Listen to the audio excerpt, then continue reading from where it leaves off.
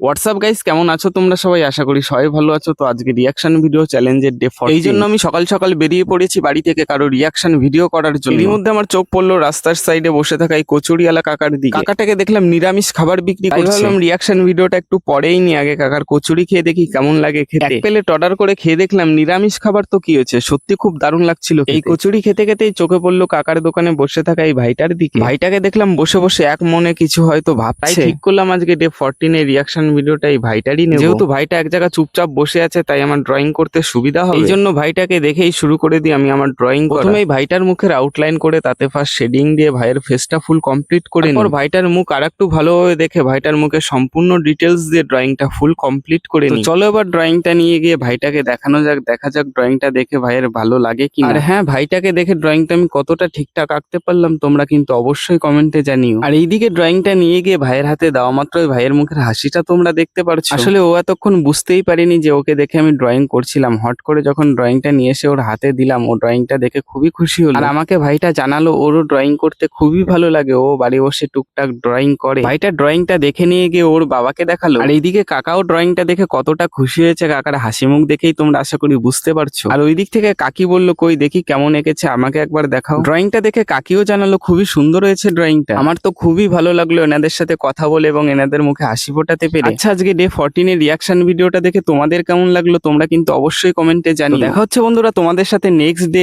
15 এ নতুন কোনো লোকেশনে নতুন কারো রিয়াকশন নিয়ে। ততক্ষণ সবাই ভালো থাকবেন, সুস্থ থাকবেন, টাটা।